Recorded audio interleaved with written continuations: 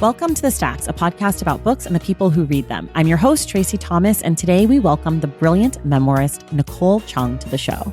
Nicole is the author of A Living Remedy, which is one of my favorite reads so far this year. It's a sharp, personal, and political memoir tackling family, home, death and grief, inadequate healthcare, and wealth disparities, among other themes.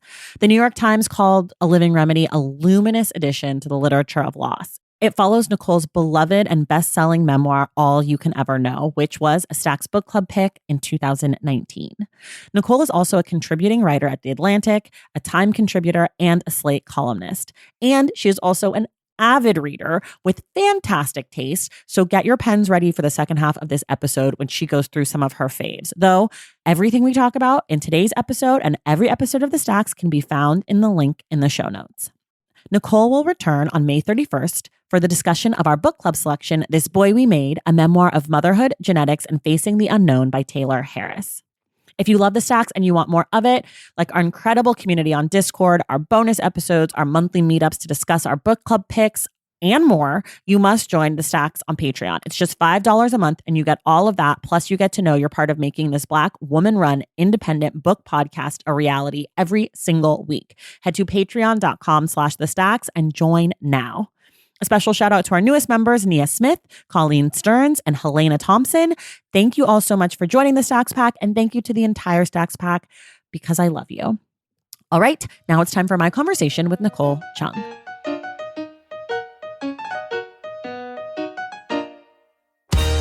All right, everybody, I am thrilled to welcome back a friend of the podcast, an author that many of you already know because we did her first book for book club. It's Nicole Chung, and we're here to talk about her new book, A Living Remedy. Nicole, welcome back. Thank you so much, Tracy. I'm excited to be here. Okay, Nicole, book two. I kind of want to just start with you explaining to folks a little bit what this book is about. Yeah, I mean, this is tricky, actually trickier than it sounds because I never did work out a great elevator pitch. That's okay. Oops. A Living Remedy. So the book began originally as a story of grief for my father, who died at 67. His death was sped in part by precarity and lack of access to healthcare. And that was a story that I felt really compelled to write. And then, I had started working on this book, and my mother was diagnosed with terminal cancer. And so I never expected that it would become a book about losing both my parents within 2 years of each other, my adoptive parents, that is. But that is very much what it became. And, it has different layers. I like to think there are different ways into the book, but it is essentially a story of grief and class and American inequality. I love the book so much. You know that. And I think listeners, if you don't follow me on Instagram, you might not know that, but I loved this book so much. I think in my notes, it says I started crying on page 29, which is very early for me to be emotional in a book. I mean, crying at all for me is sort of a reach, but I was like deeply touched by this book. I have lost a parent, and you hit on so many things that I felt like were right on about that grief. And then, there's so many parts of your story that are really different from my story. And I just love the way you write. There's so many things about this book to love, both the writing and the storytelling, and also like the things that you had to say, and just, it's just people listening. This is a good one. This is one of the really, really good books I've read this year. Thank you. That means so much to me, truly. Well, I'm happy to hear that. And we're going to talk about sort of how this book experience compares for you as to your first book, but we'll save that for later. And I realized I sort of jumped the gun. Normally I ask people to tell us about themselves, and I was just like, let's talk about the book. But you should tell us a little bit about you aside from the book. Of course. So I live in the DC area now, but I grew up in the Pacific Northwest, born and raised. I was born and adopted in Seattle, and I spent like most of the first 18 years of my life in a little town in Southern Oregon. And I was the only Korean I knew there because I'm an adoptee. So like that includes my family, the only one I knew until I went to college. I've been on the East Coast for over 20 years now. I have 2 kids and a beautiful golden retriever. And in my past lives, I've been an editor, and I'm currently a contributing writer to many publications. Yeah, so that's kind of me. This is my second book, actually, and no one is more surprised than I that I've written not one but two memoirs. I never would have anticipated it, but there you go. What did you think you would write? I don't know, like many people, I think who loved writing as a kid. I wrote like mostly fiction. I wrote a lot of poetry that was not very good, but I still love to read poetry. But I think when you're growing up as a kid and you're starting to stretch your wings and see which creative pursuits you love, nobody's really like, I'm going to grow up and write my memoir. I mean, I don't think that's a thing we say. And I don't know. I came to the forum by surprise, and I'm not that late, but a little bit late. I was in my like mid to late 20s. But I do. I really, really love the genre. I don't know if I'll write any more memoirs, but yeah, I feel very lucky to have gotten to write these two. I think it's interesting you said that about kids because as you say that, I'm realizing there aren't really memoirs for kids, right? Like that's not something that you read as a kid. There might be like nonfiction biographies about people, but like a memoir, I'm trying to There's think. it's tough. There's definitely a lot of literature for younger people where authors are they're transparent about borrowing heavily from their own lives. They might say this is semi-autobiographical. Mhm. And, or sometimes even so my co-editor for a young adult anthology of stories by adoptees that I have coming out this fall, Shannon Gibney, she just wrote a book that is very much like speculative fiction slash memoir. Like it's right on the Mm. line. And it is intended partly for like it's for the YA audience. But you're right. It's kind of rare, and I'm not sure why that is. But I do think we see a lot of like, especially own voices type stories where people are at least borrowing from their experiences and trying to represent people like them in their communities.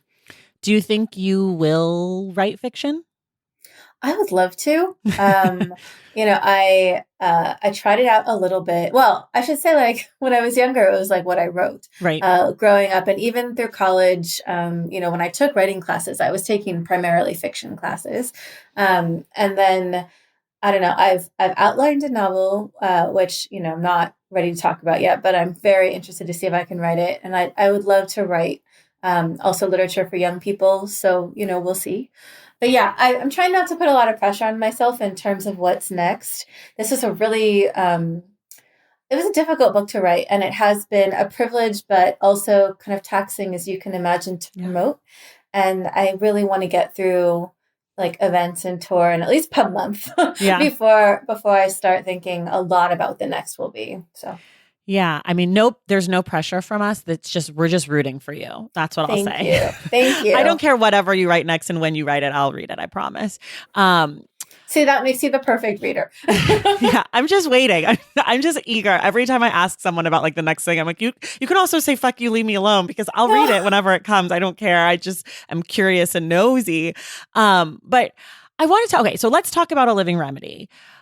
What has it been like talking repeatedly over and over about grief, about death, and in the case of your father and your mother, you know, it feels like almost wrongful in a way. Like your dad didn't have to get sick and be so sick so quickly, like if the American healthcare system, like there is some sort of like frustration, maybe at the very least. So I'd love to know what it's like for you to talk about that and write about that and sit with that for so long.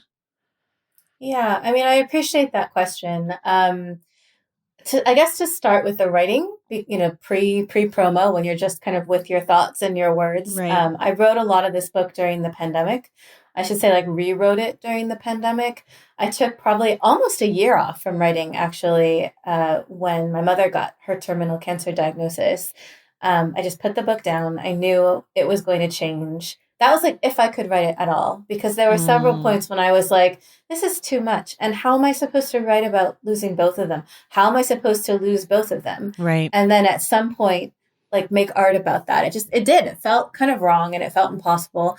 And I wasn't in a place where I was ready to even really think too hard about it. So from the time she was sick until about 6 months after she passed away, and my mother died in the spring of 2020.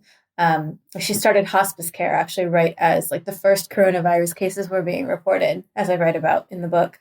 I really just didn't I wasn't ready to go Mm-hmm. back to this. And I did not know, crucially, I did not know what it was going to become. Mm-hmm. Um, I will say, like, when I did find I was able to get back to it, it's not that it felt, of course, it can't feel good, like reliving those Right. experiences, but there's so much active memory work you do with a memoir.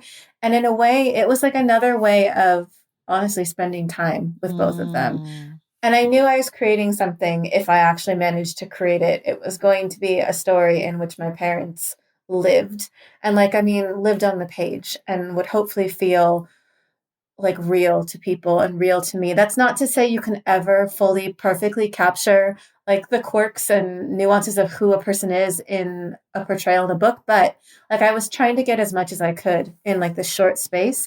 And it was meaningful, like to get to spend that time with those memories and to try to do their story, our story justice, and even to grapple with like the things that we were talking about with my father had diabetes, he had kidney disease. I don't believe death at 67 was an like this inevitability for him. My mother didn't believe that either. And so there was this part of my grief that did mean confronting that injustice and grappling with the fact that it is such a common American death, that so many families here really do go through the same or very similar things because of our broken systems, because of our broken safety nets. So it was actually like important to me to be able to face that head on in this story. It wasn't something I saw necessarily explored in a lot of grief stories. But for me and for my mother, after we lost my dad, it was it was just so interwoven with Mm-hmm. that mourning experience was facing our own regret and then trying to forgive ourselves and also realize the truth of what he had really been up against. You said that you started writing this before the pandemic Mhm. originally, and then you got the diagnosis for your mom.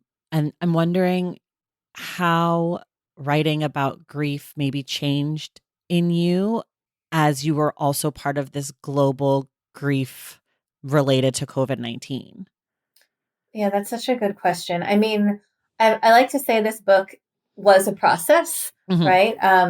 As every book is, but I mean like a rewriting process. And then it's also like about a process because that's what grief is. Right. And I mean, I remember after my dad died, there's this sense of betrayal and like shock you feel when you realize for you, the world has completely shifted. Hmm. And it seems like for everyone else, it just keeps going on. With my mother who died in the spring of 2020, like there was no snapping back to normal life. Right. Nobody I knew was leading a normal existence. And I won't say that made me feel good. Of course, like I would have preferred that not be happening Hmm. because not just because it prevented me from, being with her in the way I wanted to be toward the end, but just a difficult thing for everyone to go through. But I do remember feeling like, oh, nobody has to dig very deep. Nobody has to reach very far. Everybody knows how to access grief right now. Everybody is grieving something or someone.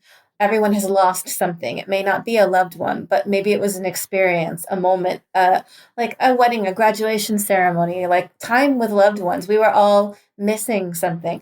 And it felt like in that way what I was writing about was even more universal than grief would normally be. It was just like an interesting time to be thinking about that and like how it changes you and how it shifts your priorities and your values, and then to be trying to like translate that experience in a way that could perhaps matter to other people and make them think of their own losses, their own loved ones. Yeah. And then, we fast forward to the book coming out now in April of 2023, and you still are obviously, I mean, I would assume grieving your parents, and you're Mm-hmm. also now publicly talking about this thing, which gets kind of back to the previous question. Yeah. And I think on top of that, a lot of people, or some people at least, have moved on from COVID and that grief and that feeling. And so I'm wondering again what it's been like for you to talk about that, kind of knowing the backstory of like you starting this in Mm-hmm. 2018 after your dad passed away, and then moving into this collective grief, and then your mom passes away in 2020, and now we're kind of 5 years later, and now you have to talk about it. Yeah, so it's interesting. Like my pub day was this month, so I've just started Just getting out there started. and talking about it. There's often, not always, but often a moment during an event when I'm asked some version of this question, and I always say like I'm very conscious. I was very conscious of not wanting to write like a pandemic book, say, Right. or even a book that was like quote unquote just a grief story. But at the same time, like I think that that's those themes, those events are really resonant in people's lives. Like all of us have been changed by Hmm. what we've been through in the past few years, especially. There is, as you say, this tendency to want to look past it or look forward. And I think it's honestly just so much pain there's a lot of unacknowledged, unseen like pain and grief. It's a very hard thing to face. Like, I understand why people sometimes shy away from that, but I don't think we can or we should look away from that pain and that grief that so many people experienced, that we all experienced in Yeah. some way. Um, a point that keeps being raised on my tours, like there hasn't really been like a moment of like collective mourning in the pandemic. I think there was one brief sort of ceremony shortly after President Biden was elected, Yep. right? And that's kind of it. But then again, I'm like, well, how do you memorialize something that is ongoing? I mean, that's Right. another question altogether. Um, but I very much hope that the book would be able to keep people company if this was also something that was on their mind. And I think it is on a lot of people's minds. There are so many people I know who live streamed funerals. Hmm. And like I will never forget what that experience was like. And I think it's important that we don't forget the things that people lost, the people that we lost. Yeah. I want to talk about this book in relationship to your first book, because Okay. in your first book, All You Can Ever Know, which we've done on the podcast before, we did it for book club and I talked to you about it. So folks should definitely go back and listen to those episodes. But that book is about your experience, or a little bit about your childhood, but mostly about about your birth parents and trying to find out where you came from or who you came from, I guess more specifically. And in that book, that being your first book, you come onto the scene very much Nicole Chung, an adoptee, right? A transracial adoptee. That's like what the world learns about you in the beginning. And then in reading this book, you kind of have a few sections where you talk about when you went to college, nobody had to know you were adopted, and how that was really freeing for you and it allowed you to like live in your own self in a way that you'd never been able to.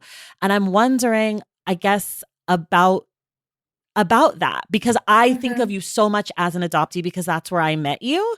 And now reading this book, I'm like, oh, it's interesting that you started where you started and if you'd ever thought about not starting there. Yeah, so I mean, I think about something that Alexander Chi said once when I interviewed him, and this was like many years ago. And he was talking about his first novel, Edinburgh, and how at the time he wrote it, it was one of the first. I don't know if he said the only. Like my memory is failing me, Hmm. but it was one of very very few anyway, or possibly the only like treatments in fiction of a Korean American gay protagonist. And he said something along the lines of it felt like he had to write himself in, like write his way in, like that was almost like a declaration of selfhood in a way. Not that that book was entirely, of course, autobiographical or Right. anything, but like it was fiction, and my book was memoir. But I felt similarly, I Hmm. suppose, at the time I wrote All You Can Ever Know. I mean, I don't talk about this often, but I'd had interest in book projects before, and like someone asked me once if I wanted to write a book that was had also memoir, but very different focus, and I did not want to. First of all, I felt like I had said everything I wanted to say about that topic, and it was very, very little. Like I knew that was not a book I had in me, and second, like because I grew up not seeing my experience anywhere, like as a transracial Korean adoptee, I think a part of me did feel like I've got to have this one first. Like this is the first book, Mm. and if there's space for just this much, maybe that will open the door for more. To be honest, I'm not sure I feel that way now. I don't know if I'd have chosen to write the books in this order or if I'd have chosen a different book altogether as my first now, partly because it's been so hard to get away from that adoptee label. Not that I'm ever trying to separate it from my identity. Right. I am an adoptee. It's part of everything I am. Like it's part of every area of my life. But as you can see with The Living Remedy, like it is a much bigger, broader book. In Hmm. some ways, it's a lot more ambitious. And it's also, um, like my identity is always there because it's baked into everything I do, Right. like my politics, like everything. But like these topics like grief and class and American inequality and healthcare and our failing systems and leave taking and the distance between you and home and the distance between what you want to do for your loved ones and what's possible. These are like big universal themes that are Yeah. in like no way dependent on like my Korean adoptee identity at all. In a way, A Living Remedy scared me because, well, it scared me for so many reasons. But one was like, I had this real question of this is how people know me. This, like you said, this is how you met me. Like, you're this Korean adoptee writer. Like, will I get to be something more as a writer? Can people see me as something else? Will they follow me into new areas? Like, will publishing let me? Mm. Will critics respond? Is there space for that? Because publishing loves the categorization. Like, and people love something that they can quickly and easily define or box in. And I've never seen writing about adoption as all I am or all I want to do. Like my journalism is like it's more wide ranging. I have like a lot of different interests, but like I know that writing that book, which I'm super grateful for having the chance to have written, like I know in some ways where that put me in this landscape and how hard it was to even get that toehold because that book was a very hard sell.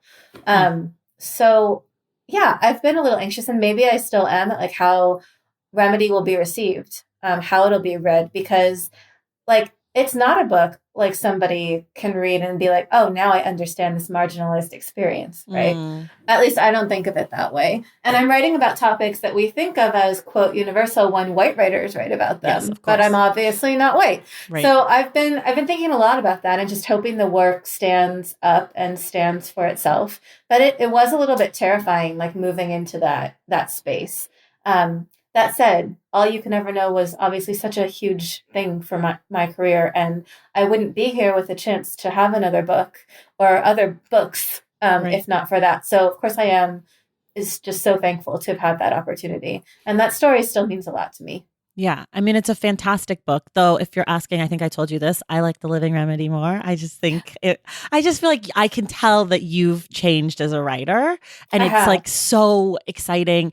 I can't tell people who, but the episode after this is another writer who wrote a book in 2018, who we had on the show, who's back with their next book in 2023. And the two of you represent so much to me personally in my experience with the Stacks, but also seeing you both do bigger and more ambitious projects is just, as a reader and a person, so freaking exciting. Like this book, aside from like who you are and my having admiration for you, I was just like, wow, wow, wow, this artist is like going for it. And it's like gives me chills because that's what you want as like a consumer of the things. And I guess my next question is tied to that, which is you went from having a job to becoming a full-time writer. And what does that mean for you creatively? What can you now do in your work that maybe you couldn't do before, or have you accessed that you hadn't accessed before? Oh, that's a great question. I mean, first, I just want to thank you for what you said because that means everything to me. Like, I loved that part of your review on your Instagram post about the book because I felt myself stretching and growing. And this book tested me a lot. There were many times I did not know if I was up to it. And so hearing that just means a lot because I frankly think it's a better book. I also think I've grown as a writer. And I mean, I just love that you think so too. That means a great deal. No, for those, most of your listeners won't know this, but I spent many, many years as an editor, full-time editor for different sites. Most recently, I had been the digital editorial director of Catapult, which is an indie book publisher. And for many years also had, from the beginning, its founding also had a digital magazine. And so I was there and kind of worked my way up and hired and trained other editors and had a great team. And I loved that job. Like I loved working with fellow writers to help them tell stories that mattered to them. I love being an editor. It is, in some ways, I still think of it as such a huge part of who I am. But it was like the year after my mom died, and I was really struggling to get back into this book, but I knew that I wanted to, and I knew that I had to. And I wasn't really looking to leave my job. But it was slowly dawning on me. I mean, I'd been in denial about it for a while, but it was dawning on me like, maybe you wrote one book with this full-time editorial job, but you're not going to write this book with a full-time editorial job. And part of that was the job had changed. I'd been promoted and I was managing a team during a pandemic, and it was just, the job was more challenging. But part of it was just the book. The book was frankly harder. It was more ambitious, as we've talked about. It just demanded more of me. Like everything I am really is in this book. And I could not do it in the margins of my life. I couldn't write it in the just the evenings or just the weekends. I knew I needed great big uninterrupted blocks of time. And then I had an opportunity from The Atlantic to come on board as a contributing writer, and it was a flexible arrangement that for a year gave me stable income, enough so that I could quit my full-time editorial job. So I did it. I jumped, and The Atlantic did keep me pretty busy, but I found more time than I'd had in years to write. Like there were days where it was just me in this book. And some of those days I wrote 10 hours. Some of those days I wrote 1 hour, but I had a lot of time for the first time. Granted, I want to say with a caveat, my kids were home doing Zoom school every day, 6 hours. And I was supporting my younger daughter for half the school day. So there was that little matter. And, I was still grieving, and I was still actively writing and freelancing. So it was definitely it was by no means all day, every day was free for writing. But it was more than I'd ever had. For the first time, I could wake up, and if I wanted to start writing at 10 a.m., maybe I could. And that meant I could move in and out of the world of the book much more freely. It was less work to get myself back into it. It meant that even the breaks I took, to go for walks or to eat meals or to talk with friends, those wound up feeling productive and thoughtful times. I was always turning something over in my head. I just lived with the book in a different way, a way that I just couldn't with All You Can Ever Know, because I really did write that book in the tiny margins of my life. And it was actually really wonderful.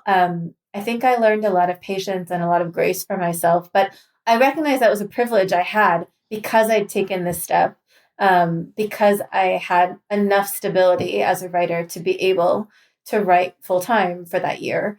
And it just made all the difference. I felt a great sense of freedom working on this book that I had never felt when writing before. And that part was really exciting. And I think that's why I was able to kind of, honestly, to put it bluntly, improve in terms of craft. I really got to invest that time and that patience for that year. And it was really exciting actually to see the ways I was stretching and growing. I entered this kind of meditative state while I was writing many days, and that hasn't happened to me before. So yeah, I don't know. It was a very hard book to write, obviously, but emotionally really difficult. But it was also sometimes a very freeing, almost joyful experience, because I really felt, I am becoming a different kind of writer. This is exciting. That is so cool. Okay, we're going to take a quick break and then we'll be right back. Valentine's Day is upon us, and I've got love on the brain. Love for books, duh, of course. Hello. Did you forget what podcast you're listening to? I love bringing you all great reads, exclusive author interviews, and behind the scenes book gossip. But I can only do that with your support over on Patreon and Substack. Our Stacks Patreon community, also known as the Stacks Pack, is where you can go for book club meetups, a private, very active Discord, and a year-long mega reading challenge to help you achieve all your reading goals.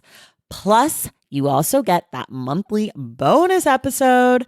Now, over on the Substack, you can subscribe to my newsletter, Unstacked, where I keep the book conversations going.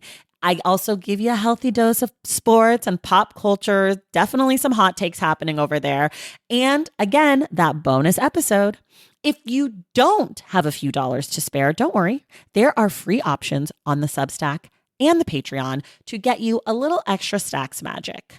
Making this podcast is a total team effort, and by supporting my Patreon and my Substack, you allow me to support my amazing team that makes the show possible every single week. So if you or your friends are looking to meet other book lovers and support this indie podcast, come hang out with me on Patreon, Substack, or both. I would love to have you. And since we're talking about love, you can gift subscriptions to the Patreon and the Substack for that special reader in your life.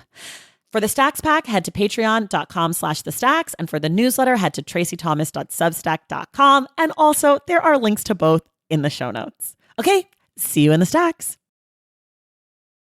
All right, we're back, and we do this at the beginning of every month. It's called Ask the Stacks. I didn't prep you on this. Someone has written in, and they want a book recommendation from us. So I'm going to read to you what they said, and then we'll give them a book recommendation. Okay. This comes from Danielle, and Danielle says, "Hi there, first-time writer, long-time listener. I am looking for a book recommendation for my dad. He has never been a big reader in the past, but he recently had knee replacement surgery and found that reading really helped pass the time while he recovered. He's having his other knee replaced in April, and I'm looking for some suggestions for him. He has read and liked Bad Blood by John Carreyrou, The Search for God in Guinness by Stephen Mansfield, The Pacific by Hugh Ambrose." And then Danielle says parenthetically, nonfiction is a trend and he likes World War II centric books. And then they say, already have some Krakauer headed his way, but open to other options. Thank you. So it sounds like we're looking for some nonfiction for dad, maybe World War II, maybe not. I can go first, or if you already have an idea, you can go first. Up to you. You should go first. Okay, I'll go first. So Danielle, here's what I'll say. Looking at the books you said, it sounds like your dad loves to read white dudes, which, you know, I get it in nonfiction of World War II, but I'm going to try to mix it up a little bit. My first suggestion should come as zero surprise to anybody who listens to the show, Invisible Child by Andrea Elliott. It won the Pulitzer in 2022. It's about Dasani, a young Black child in New York City whose parents are in and out of homelessness, and her kids, and Andrea Elliott takes like a really wide lens on Dasani's life and New York City and child welfare, and it's just phenomenal. My second book is about World War II. It's called Half American by Matthew F. Delmont, and it's all about, sort of been described as like the definitive history of Black Americans in World War II. So it's about the soldiers who went there, and also when they came back, what happened to them. And then my last one is super narrative nonfiction, really like fast-paced read, almost thrillery. It's The Devil's Highway by Luis Alberto Urrea, which is his story of a group of migrants who come to America through Mexico. And it's a really harrowing story, and it's an incredible book and just incredible writing. So those are my three non-white guy nonfiction recommendations. Nicole, you only have to give one. Don't worry. Okay, I've been sitting here like I have to confess, I don't read a lot of World War II nonfiction, so I was like racking my brain to think of something, and I was coming up empty, which should shock nobody. I mean, okay, so I will recommend like one work of nonfiction by a white dude, and I just kind of recommend it to everybody, but like E.B. White's Collected Essays is a favorite of mine, which I know might sound a bit surprising, but like, because well, surprising for a couple of reasons. One, I think when most people think of E.B. White, they think of Charlotte's Web. They think of Stuart Little. They think of children's books. I really love his essays. Of course, he was a longtime New Yorker writer. But his collected essays, and particularly the ones from his like saltwater farm in Maine, are just some of my favorite deep comfort reads. I like the clarity and ease and humanity of his sentences very much. So there's one. And then I was trying to think of like favorite nonfiction of mine that's also like a little bit, I don't know, reported or researched. This might be kind of out there, but it's not World War II, but it's about, you know, it's after. But it's by Arissa O. It's called To Save the Children of Korea. It's like a cultural history of Korean adoption but set against the backdrop of the Korean War. Okay. And it's a book about, I mean, the growth of that program, which is really like I call it like the great grandfather of all international adoption programs, but there wouldn't be one without Korea and its quote unquote success. It's an interesting read, though, if you're interested in like American imperialism and how we get to where we are. And, you know, in the aftermath of war, what both those countries, what both Korea and the U.S. did, I guess, to try to address what they saw as a shared problem, namely like the large number of Korean War orphans. So it might be a little bit out there, but I think it's a great read. Arissa's a wonderful historian. It's really well written, and I recommend it widely to anybody who's interested in Korea, the Korean War, or Korean adoption. Oh my gosh, I'm like salivating over that book. I'm gonna go get it like immediately after we get off. It's really good. It sounds like totally up my alley.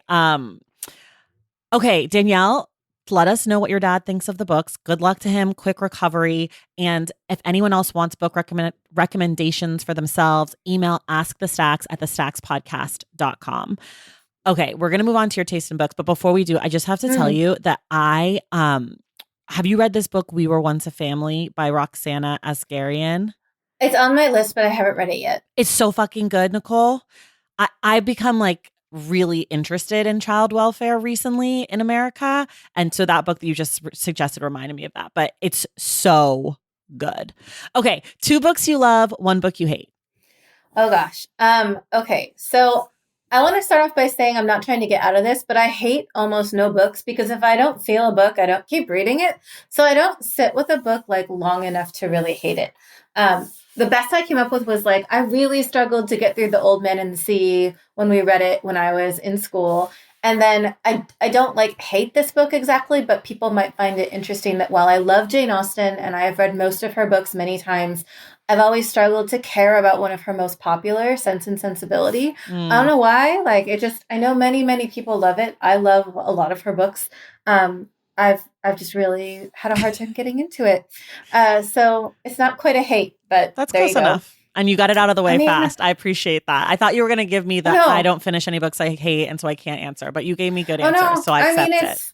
Thank you. I mean, I really, truly don't like finish. I feel life is too short and I always have 10 books going at once. So if I don't really actually like it very much, I'm probably not going to finish it. In which case I feel I can't say I hate it because I didn't really I get that. Finish it.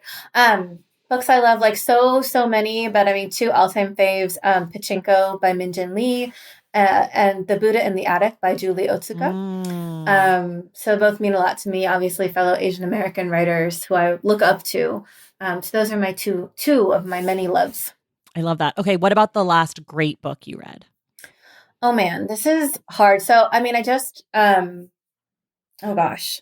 Sorry. Of course, like in the minute I'm asked about books, like everything goes blank. Blank, I know. Yeah. No, so I read A Line in the World by Dorta Nors. It's A Year on the North Sea Coast. It's really, really beautiful. Just the language. It's very evocative.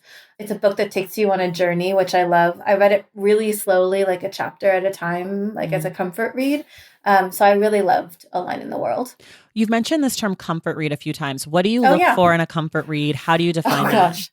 That's a great question. I have no idea. Like other examples of comfort reads, Madeline Miller's books and Station 11, which I know sounds like a very weird comfort read. Yes. But like, I know it's a comfort read if I reach for it on my like e-reader on a plane. Because like or like any travel read, if I find myself rereading a book while I'm traveling, like I specifically am looking for books I can sink into like the rhythms and feel comforted by. Maybe at this point it's just books I have reread so many times that I can fall back in immediately. That's a great question though. I don't know. Like it's just that familiarity. It must just be a book I love and have reread many times. I love that. I don't have comfort reads, I don't think.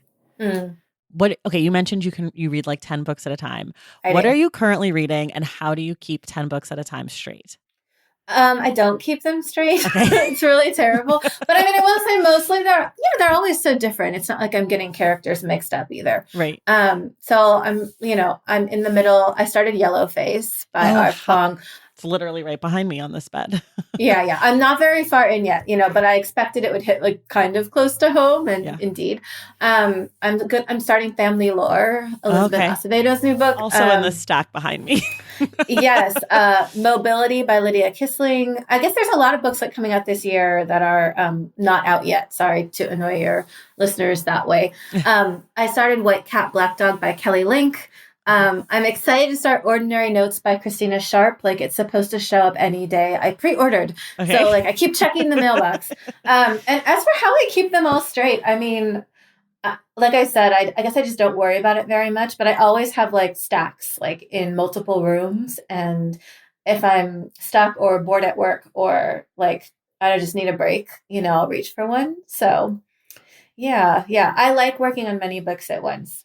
Yeah, I'm definitely more of a one book pony. I like to do one book at a time. I just can't. I sometimes can do like one on audio, one in print, but it's hard for me to maneuver multiple stories at once. It's probably for the best that you do that because I am so slow as a result of being in the middle of too many books at once. Like, I feel like people will not believe me when I tell them I'm reading your book. I swear. I'm still reading your book. I think it's really good. I swear. But it's just, I don't know. I just get, you know what it's like. You get galleys all the time. You're like, this looks so good. I can't wait. And then like before you know it, you've started another book. Yeah, I definitely have that feeling of like, oh my God, I want to start that right now. But I'm like, if I start it, then I won't finish the other thing. And like, you also know reading for work is like, there's a commitment when you're reading for work. So for me, I'm just like, let me just read it. And I like write out a calendar and I have like finish by date so that I can prep or whatever. But when I get to the moment where I'm like caught up with work for a little bit and then I'm like, I can pick anything, I just freeze. It takes like a whole day to decide like what and where am I going next? This is also why I love to read poetry because you can have poetry just kind of ongoing in the background. Yeah. And like you can pick it up and read one poem and feel like great. Yeah. I don't know how poets do it, but I'm always reading like books of poetry as well. Do you have favorite poets? Oh, I mean, I love Ada Limon and Ocean Vuong and Lucille Clifton. I love Clint Smith. I'm reading Promises of Gold right now by Jose Oliveras. Are you loving it? Mm-hmm. But that's another one. I've been like reading it, like, and I really have been, but it, like slowly because I'll pick a few poems at a time and then I'll think about them. And it's not, I guess I don't feel pressed to read in a hurry. You know, that's like one thing about me. So yeah, I think poetry is like very good for that. I found it was perfect for the pandemic attention span in particular. There were like months there when like, I feel like I read more poetry than anything else because it was so compact and exactly what I needed, you know, in that moment. Do you know R.O. Kwan? Yeah. She said the exact same thing about poetry during the pandemic. Yes. Yeah. Okay. You got all the galleys. You're a big reader. How do you decide what to read next? Are you looking at reviews? Are you talking to friends? Are you just browsing a bookstore or whatever comes to the door? How do you decide what to actually start? Oh, I love a bookstore browse. Like that's my favorite. Being on vacation, totally relaxed, not looking for anything. I almost never go into a bookstore with a plan or an agenda. I love to ask the booksellers what they're loving. Yes. And like, so recommendations are huge for me. They say social media doesn't sell books, but I get so many good recommendations from like Bookstagram and even following writers on Twitter. I take a ton of recommendations from social media. And then I use reviews like very sparingly. So if I read a great one, and by great, I don't just mean a rave, I mean like a really thoughtful review. Sometimes even a critical one will make me want to pick up the book. But that's much rarer than just a recommendation from a trusted source. Yeah. So I would say I lean a lot on like friends and like, I mean, I follow a lot of Bookstagrammers and I definitely read those reviews. It's like really helpful for me, but it's also terrible for me because despite getting a lot of books for free, which I know I'm very lucky. I mean, I also spend just like a lot of money on books. Yeah. It's definitely not like what my budget needs, but yeah, same, anyway. Hard same. Yeah. How do you organize your books? Do you organize your books? I do organize them. I mean, I tell people I organize them by vibe. Like, okay. But I mean, first we go by room. So in my, like, I have this tall, like thin bookcase in the like living room. And that's where I keep a lot of the current reads and books I very, very much want to read soon. Okay. But of course there's like 50 books in there. So like, who knows how soon I'll get to them. I have like another tall shelf that's almost all galleys that I'd still like to read, but like maybe they're back burner in my bedroom where they just stare at me and making me feel guilty. I've got like 2 active to be read stacks in my office. And like, you'll see behind me, I have a lot of like faves. One whole shelf is poetry, books by like close dear friends. Like those are in my office. And then everything else is in the den, just on like several bookshelves. I don't really have a system within each, like on each shelf that would make any sense to anybody else, but I do know where everything is. Yeah. Like if you ask me, where's your copy of whatever, like I can go find it for you despite not having a great system. So something must be working, but yeah, it's just like, organized like a lot of chaos. Books. Yeah. And books I'm literally in the middle of, those like sit in a stack on the piano. And I just kind of like go through them. Yeah. I love that. I have a shelf. I have a bookshelf that is all books that I've read and loved, and that one is the bookshelf in my bedroom because I like Okay. to be near them. You know, Yes. your book is there, Heavy is there, Jesmyn Thank Ward you. is there. Who else? Some of my really serious, dark, like Charles Manson books are there. Oh, Like, wow. Okay. my just like my comfort reads. See, I guess a comfort read can truly be anything, It could be you know? anything. That's what I say about like a beach read or like a summer read. I'm Mhm. like, it's whatever you're Exactly. reading in the summer. What do you mean? It's Right. just whatever you pick during the summertime. What are books that you love to recommend to other people? I do actually love to recommend poetry to people. It brings me a lot of joy. Not because I think anybody needs me to tell them about Lucille Clifton. Like, who doesn't know Lucille Right. Clifton? But I have found a lot of people like don't buy it. And I'm like, no, you have to buy it. You have to support the poets and you have to keep the poets near you. And like, also, what do you read when you just can't with the world? So I do like to recommend a lot of poets, and I talked about some of them before. I mean, there's books it just kind of depends. I actually like to ask what people are into, and then Yeah. like I can make a better recommendation. But I mean, recent books or recent-ish books that I've bought for people, I guess that's how I can tell I really connected with a book when I want everyone to read it.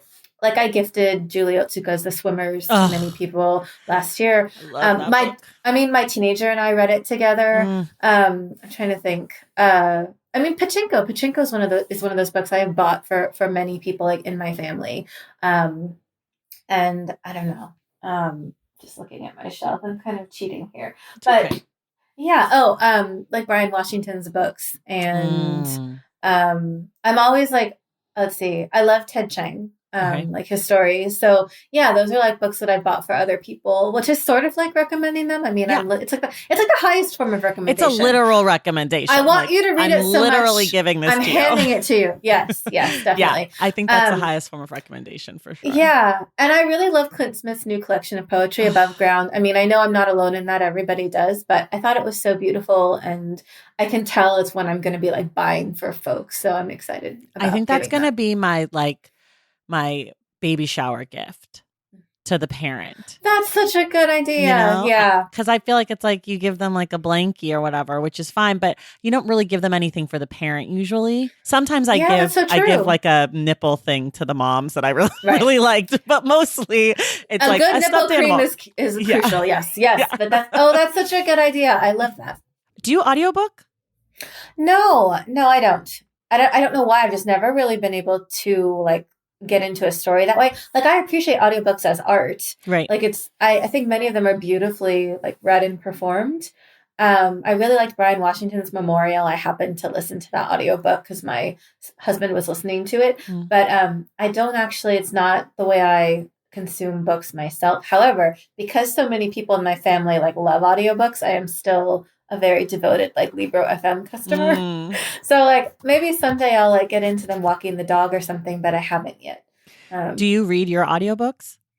I don't. I've had actors narrate both times. I think Jennifer Kim, who reads A Living Remedy, I haven't gotten to listen to the whole thing yet, but I thought she did like a really lovely job. Okay, I have to check out at least a preview. The thing about when you read books in advance is that you don't get the audiobook. So that's true. That's how people who listen to this show, you can know if I read the book before it published, because if I said that I listened to the audio, that means I waited. Okay, that's a good tell. Yeah, it's a little inside baseball. What's your favorite bookstore? This is so hard. I feel like or favorites. You can say a few. I have legit always loved a bookstore. I love the bookstores you stumble into on vacation when you're not really looking like in the beach towns. I have to shout out one of my locals, Loyalty Books. Yes, we love Loyalty here.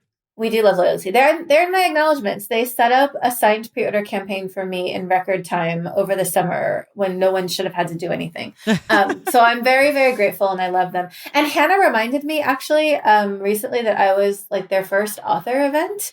Like when they opened Loyalty, which I don't think I knew. I think I was their first author event and like their second ever event. Wow. So I am extremely honored by that. I really love Powell's, as an Oregonian, and I've been shopping there online since I was a teen. Wow. Just as an aside, it's like they sell also used and rare and like out of print books. And I was obsessed with, the book The Scarlet Pimpernel? Yeah. Okay, so she also wrote like all of these obscure sequels with the same characters that nobody really has heard of, but I loved them. I was obsessed with the Scarlet Pimpernel and all its sequels. And Powell's was like the only place I could find all of these books. Wow. So I started shopping there as a teen and like just kept going. And then I guess I will shout out so Elliott Bay Books and the Third Place Books, all three locations in Seattle. They were the first bookstores I visited as a brand new published author in 2018 because I was in Seattle for the PNBA conference. Okay. So they were the first stores I went to as an author to like sign stock. And I was like, I mean, it was just kind of like thrilling. And I still really love those stores. And they've been incredibly supportive of me over the years. So those are a few of the many. But yeah, love an indie bookstore. I love that. Okay, this is sort of our speed round. What's the last book that made you laugh? I'm reading it right now. Congratulations, The Best Is Over by R. Eric Thomas, who is just one of my favorite writers. I love him. It's funny, and then it just suddenly hits you with something very heartfelt and beautiful. That's Eric. But yes, he is laugh out loud funny. Oh my! So that came for me, and I have not been able to get to it yet, and it's killing me. You will love it. I have no doubt. Okay, last book that made you cry. Probably The Swimmers, actually. And I've reread it now a couple of times, and the very ending, I cannot read the last page without like just so yeah. I fucking love that book. Last book that made you angry. Oh gosh. It's a strange answer maybe, but I was just rereading Imani Perry's Breathe. It's a letter to her sons. You're probably really familiar with it. We've done it on Book Club. Okay, it's gorgeous. She's just like, God, Imani Perry. Like, she's incredible. And it's a beautiful, like, meditative, like, soulful book. I think parts of it do made me angry. I was more conscious of that this time than the first time I read it. I think the first time I was very caught up in just, this is like a mother's message to her sons, trying to, like, affirm their goodness and like their beauty in this world that often doesn't want to see it. And this last time I read it, I was thinking about how this book is a few years old and so much has not changed. And I was conscious of feeling much more angry than I was the first time I read it, even though I wouldn't say it was the prevailing emotion I felt. Yeah. I find Imani to be like a very, like, I mean, her voice is very soothing. Yeah. Like, she writes about very complicated, often heavy things, but she's a soothing writer for me. But yeah, I was conscious of feeling like this deep anger, like while I was reading that I didn't feel the first time. Yeah. So it's kind of a strange answer. It is so good. That's on my bedroom bookshelf with my faves. It's like right behind me here. Yeah. It's very, very that's one you got to keep close. What's the last book where you felt like you learned a lot? I'm sorry to go with Imani Perry again, but South to America, her most recent, just won a little thing called the National Book Award, but it was incredible, and I got to be in conversation with her for it, which meant I was really feeling the pressure, and I read it like twice beforehand, like can't sound dumb in front of Imani Perry, and I did. I learned like so much. It was just like an incredible read. Yeah. That and The Swimmers were probably my two favorite books of last year. So for you to mention both of them, no, I know that I can trust your taste. I mean, great minds here. Yeah, that's exactly right. We can be friends forever. We'll be recommending to each other. Are there any books that you feel proud to have read? That's an interesting question. Not really. Like, I don't know. As mentioned, I only really finish books I like these days. And like, I have read like a fair number of books in the Western, like quote unquote classics canon, just from being educated here. No, nothing like leaps to my mind in terms of like feeling proud I finished it. Are there any books you feel embarrassed that you've read? I don't believe in being embarrassed about books, honestly. Yeah, no, I mean, I have been like rereading some Agatha Christie books recently, and this is not something I particularly noticed as a kid when I read my way through her whole library, but obviously there's a lot of period typical racism that just like, for me, sneaks up and like shocks me. And then we're right back to the story and the whodunit of it all. So like, I'm not embarrassed to have enjoyed or read those books, but like, I think as it happens so often when you revisit books you read when you were younger and a lot went over your head, like, it's just like, it's, you just learn like, okay, if I'm going to read this, I'm getting all this other stuff along with it. And it's just, I don't know. I hesitate to call it like a problematic fave, but like. That was literally going to be my next question, so we'll skip. Okay, that's fair. Are there any books or is there a book that you wish more people knew about? Um, it's hard because I don't follow sales that much. So like Mhm. I don't have it like I will have read a book and loved it and assumed it did very well. Mhm. And like then I'm told later that it didn't. And I'm Right. like, oh, everybody should be reading this book. So I always think that my favorite book should be more widely read. Even if they were widely read, I Right, feel like right. more people should. Um, I do really love Taylor Harris. She's a dear friend of mine, but also I love her book, This Boy We Made. It's a beautiful memoir. And like, anyway, We're going to talk about it at the I'm end of the excited to month. talk about it. And then like another recent book I thought was just great that more people should read by Taja Eisen, Some of My Best Friends. It's an essay collection. Mm. I really, really thought it was just so smart and well done. Everything Taja writes is great. And she's a wonderful editor as well. So that's another recommendation. I'm so excited to talk about This Boy We Made because I had a lot of thoughts and feelings as I read it. And I kept being like, oh my gosh, I cannot wait to talk to Nicole about Oh, this. good. Because I feel like you're like the perfect person. I'm gonna make sure I reread it Okay. before we talk about it. But like just like full disclosure, I was Taylor's editor at Catapult when she was writing columns that became the book. So no, I did not edit the book itself. Right. I did read it early, but a lot of like what's in it kind of took shape when we were writing that column, working on that column together. So I am really excited to talk about it and with you're you. thanked profusely in the acknowledgments. I think you're the Oh, okay. second person thanked. Oh my gosh, that's incredible. I had forgotten that, which is terrible of me, but No. Well, I yeah. feel like you're one of those people that other writers often attribute. I think, because you're an editor, but I feel like you pop up a lot in acknowledgments and on Twitter, I see people thanking you. And I always, I think that's like such a special, it's something that I notice as a reader. I'm like, oh, who are the people that come up a lot? And it is very meaningful, I'm sure to you too, to know that like you've had such an impact on so many people, but it's really cool to see that. I mean, so many people have been really kind and generous and supportive of me. And I say sometimes, like, there's no paying that back. Like, the people who help you often, sometimes they will need your help, but most often they don't. Yeah. They're in a position to help you because they can. Like, you can't necessarily always pay them back, but you pay it forward. And of course, I was just doing my job when I was editing folks, but also, yeah, I mean, I like to, it's a pleasure to see writers I love succeed and get to tell their stories. So that does mean a lot. Is there anything on your bookish bucket list? I would like to actually read more plays. Oh. And like, I don't even just mean the classics, although yes, I'd like to read like the classics, but I'm talking like modern playwrights, especially playwrights of color. Plays can be harder to find. I remember I was looking for a play a few years ago because my friend was in, I think its world premiere. It was by an Asian American playwright. And I had like really searched to find like a copy of it, but I did, and I read it. And even though I couldn't see it performed, I really loved reading it. So I was like, this is cool. I should like read more plays. So, I mean, that's kind of a reading goal for me. For sure. If you were a high school teacher, what's a book you would assign to your students? Oh gosh. I would probably again like make them read a whole lot of poetry. I don't know, like collected poems of Lucille Clifton, June Jordan, Langston Hughes. I mean, I think those poems. I was assigned almost exclusively dead white male writers in high school. So, and don't get me wrong, I love me some Hamlet, but like, I know there's so much more out there that I wasn't exposed to till much later. So, and I get the sense it's changing, but I would, if I were a teacher, that's what I would be assigning. I hated Hamlet. I hate Hamlet. It's one of my least favorites. Hamlet? I do. Oh and I've read all of them. I've read all 37 of them. I know you have. And Hamlet falls mid-low for me. Okay. I mean, there's ones that I hate way more that are like objectively bad, but I never quite got the Hamlet of it all. But that's just, I think, a taste thing.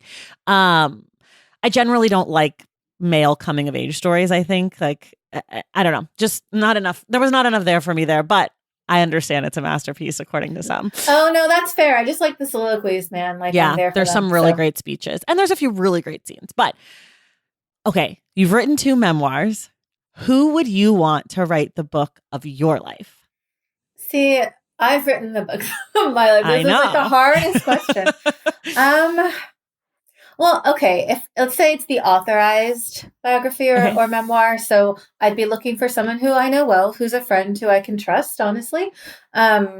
And someone whose writing voice I know really well. I think the problem is that a lot of people I can think of like primarily write fiction. But like, let's say there are no rules. Okay, no rules. Let's say they wanted to write nonfiction. I mean, I don't know. I'd be tempted to ask someone I knew and trusted. Like, you mentioned Aro Kwan earlier. I love her writing. She's a beautiful writer. She's also like a very dear friend. So, I mean, that's someone. Or like, maybe I would try to find like an unknown emerging like Korean American adoptee writer. Okay. Someone like that would be like very exciting for me. But it's such a strange question. Like it's weird to think about as a memoirist. Right. Like, I mean, you've sort of done it already. So right. But it's a fun question. Yeah. Yeah. It's a tough one. You know, like, I mean, who wouldn't want like Min Jin Lee writing their life story? Sure. I don't think my life is worthy of like Min Jin Lee treatment. But well, that's not for you to decide. Let Min decide if that's what she wants to do. Yeah, I'll ask her next time I see her. Okay, last one. I stole it from the New York Times, but if you could require the current president of the United States to read one book, what would it be? Okay, this is a good and like really hard question. So at the LA Times Festival of Books, which you and I were both at, so I was on a panel with Ruha Benjamin, who wrote Viral Justice, How We Grow the World We Want. And every single thing she said, yes, I wanted to stand and applaud, but so did everybody in the room. Yeah. And I was like, so maybe that would be a great one. And this also reminds me that if anybody does have a connection to like the Obamas, I would love if they sent them my book. Okay. I think it's like right up their alley, what with the healthcare and all. But yeah, no, I think Ruha's would be one I would for sure like recommend to any sitting president or former president. I love that. Ruha Benjamin is like such a genius, brilliant. It's a wow person for me. Yeah. Yeah. It was really incredible just sharing the space. I felt really privileged to get to hear her speak. That's so cool. All right, that's it for Nicole today. She will be back on May 31st when we discuss Taylor Harris's memoir, This Boy We Made. There will be spoilers, so you're going to want to make sure you read the book before May 31st so you can listen to us talk about it. And you can get Nicole's book, A Living Remedy. Now it is out in the world. If you haven't read her first book, All We Can Ever Know, you should get that one too. Nicole, thank you so much for being here. Of course. Thank you, Tracy. It was a delight. Yay. And everyone else, we will see you in the stacks.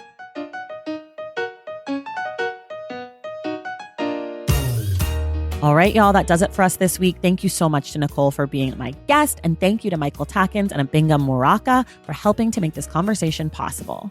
Don't forget, our May Book Club pick is This Boy We Made, a memoir of motherhood, genetics, and facing the unknown by Taylor Harris. Nicole will be back on May 31st for this discussion. If you love the show and want inside access to it, head to patreon.com/thestacks and join the Stacks Pack. Make sure to subscribe to The Stacks wherever you listen to your podcasts. And if you're listening through Apple Podcasts, be sure to leave us a rating and a review. Oh, and tell a friend about the show. For more from The Stacks, follow us on social media at The Stacks Pod on Instagram and at The Stacks Pod _ on Twitter. And check out our website, thestackspodcast.com. This episode of The Stacks was edited by Christian Duenas with production assistance from Lauren Tyree. Our graphic designer is Robin McCrite, and our theme music is from Tigirigis. The Stacks is created and produced by me, Tracy Thomas.